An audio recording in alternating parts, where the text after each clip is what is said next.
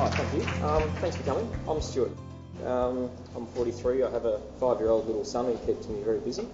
I was born missing my lower right arm, so I've got my natural elbow, which I think is quite lucky, because I do get one extra natural joint, I guess. So I've grown up with my hook all my life. I've never known anything different. I really, really respect people who have gone through a change in their life and have to relearn things. I've never had that. To me, I've had it actually very easy. I've only known one way, and that's the way I've learnt. I was probably right-handed, they think, when I was born, but obviously I had no choice, so it made no difference in my life.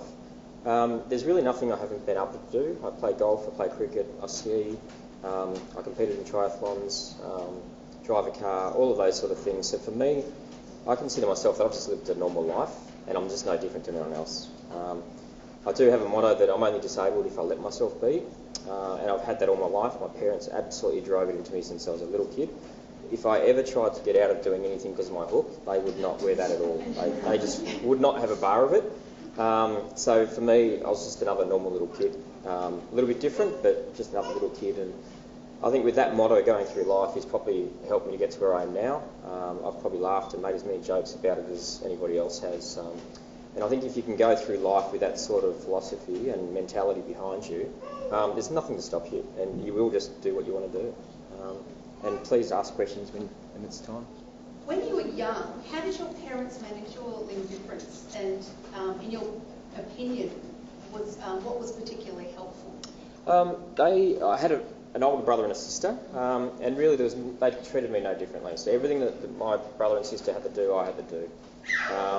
And they always made sure that I just kept having a go. So if I felt I couldn't do something, and you get times where you do think, I can't do that, they would just work with me and work with me and work with me until I could do it. And I guess an example of that was I always wanted to play cricket, loved the game, all my friends played, and I was struggling to catch because, you need 2 hands to catch. So Mum and Dad spent so many hours in the backyard just throwing balls at me, hitting balls at me, that by the time I hit the under 16s or under 18s, I was that good at catching backhanded that I actually used to field in slips. And if you know cricket, people would look at you and go, what's the guy with the hook doing in slips? Like, that's just ridiculous. But I could catch as well that way as I could, this way or two-handed. So it's just repetitive, time and time again, and just don't give up.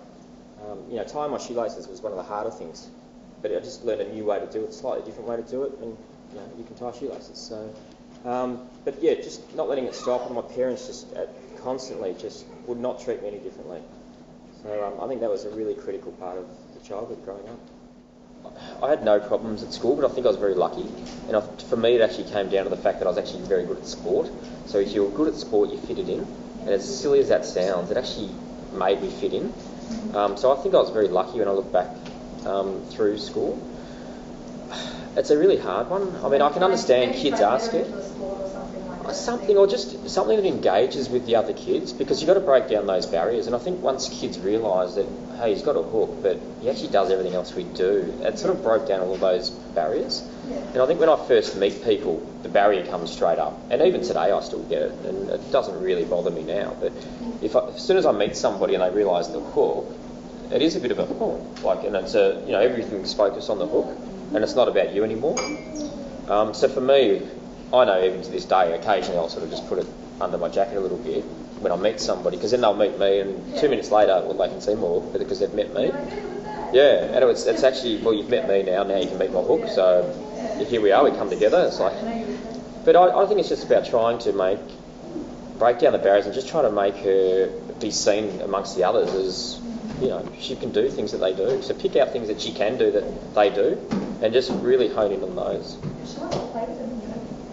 Yeah, that's awful. Yeah.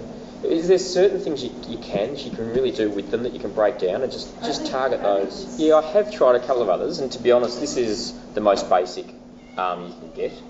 And the reason I've stayed with it is because it's what I learned when I was a child. So I've grown up playing golf with this, and when I tried a sports hook, because they've got these, Fandango sports hooks now, and I had to change my swing, so I thought, I can't do that, so I'm going back to the hook. So I just use this because it's what I've grown up with. I know they have a heap of different ones now, and all I'd say is whatever he starts with, keep him with it for a while to make sure he really learns one way, and then later in life he can make a choice if he needs to be changing. But I wouldn't change too often, because I think every time you do change, there's just subtle differences. And your son's condition sounds exactly the same as mine, to be honest. I'm not sure on the age they do it. I had my first arm when I was 6 months old, I think, or 4 months old. And it's exactly the same, but it's just without the hook on the end, so you couldn't, hurt somebody. And that was about just balance. Yeah, whack mum's eye out.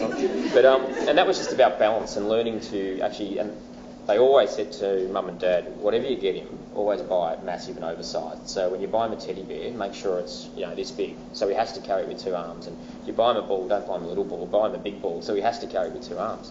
So everything was just about forcing me to have to use it. And that really worked. So if that helps, maybe that he'll start wearing it. I don't know, but I'm a big believer in it, and I'd really encourage him to wear it because you can just do so much more with it if you can, if it becomes part of your life. Yeah, they're different angles and they're different strengths and different looks as well. I think I was 16 for about a month. I tried one of the hands, and it does look real, and they match it up to your skin tone. I couldn't go there because every time I'd look down, I'd get a fright. I'd just choose because it's not me. It just was not me. So I couldn't do it, and I've still got it in my drawer at home, which I show people and laugh at. But for some people that was great because that made them comfortable and to fit in. But for me, it wasn't me. The hook is me. It's been me since I was born, and it's just part of my life. So yeah. But I'd talk to your doctor to see if you can get him into the hook, because if that's what's holding him back, the earlier the better. It's so hard, but kids can be cruel. There's no doubt about that. And for me, I made as many jokes about it, and I was upfront about it, and I was probably in people's faces a little bit about it as well, and that helped me deal with it. And I almost got offended when kids that I'd meet for the first time wouldn't ask about it, or there'd be no comment. It'd be like, "Hey, haven't you noticed?" So that was how I sort of dealt with it, and it's great that kids are curious, and that's what my parents used to always say to me, don't be offended when kids ask, and their questions mightn't be well spoken, it might be quite in your face and offensive, but all they're really trying to do is get an understanding, because you are different, and that's how I just dealt with it, and some of the times it wouldn't come across very well, but I just try to have thicker skin, I guess, and just say, yeah, look, I've had it all my life, this is what I am, this is what I do, this is me. And in most times, that it would sort of be enough to sort of break down that. And if kids couldn't get past that, then there's nothing you can do about that, really. And as hard as it is, you just probably need to, move them on to another kids who are, probably more accepting in a way. But there's always the interest there, and I quite like the interest there in a way. It's yeah. I think you've got to acknowledge it because it's fact. It is there, so you can't just totally ignore it. I try to just pretend it's nothing, I guess, but I don't think you can just totally ignore it because it is fact, it's there, but then you just got to look at the positives and go through how much they can do. And look, if he loves football for argument's sake, I'll just find an AFL footballer who's really slow but good, like a Sam Mitchell, and say, he's really slow, but hey, he's one of the best footballers going around. So it doesn't mean you have to be the fastest. You can still actually be really good at what you're doing in other ways, because anyone who's good at something will have strengths and weaknesses still, and that's all it is in my mind. It's just a strength or a weakness, and you might be a bit slower, but there'll be a heap of other stuff that it won't really matter. And the fact you can still participate in everything else, and as you said, it hasn't really had any impact to now, that's a positive sign to me. Probably not when it was going to grow. I don't think I ever had that as far as I can remember. I do remember having times where you get down on yourself and you think, why can't I be normal? To me, it's the but, and the but is, but look at what you can do.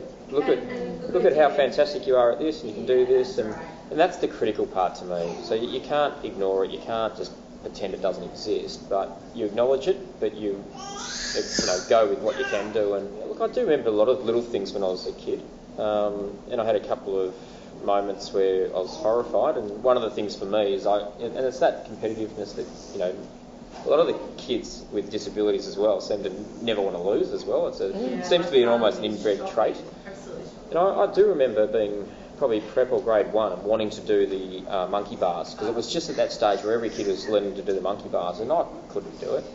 And I really wanted to do it. I do remember that I waited for the bell to go so everyone would go in. I thought, right, here's my chance to do it. And I was going across, I got halfway across, and I missed with that one. So, of course, I'm hanging there by a hook, and you've got no way to get yourself back up. So I hung there for 15 minutes, like in the middle of a school ground until a teacher walked past and I yelled out, "Oh, miss," and she put me down. But so I still have memories of that, but they're actually quite fond memories for me because I just laugh at it and look back and go, well, how stupid was it? And you will get those moments. And for my parents, when they heard about that, and they'll still say to this day, they were, heartbroken and oh no, but then they realise, well, that's going to happen, so they just have to move on.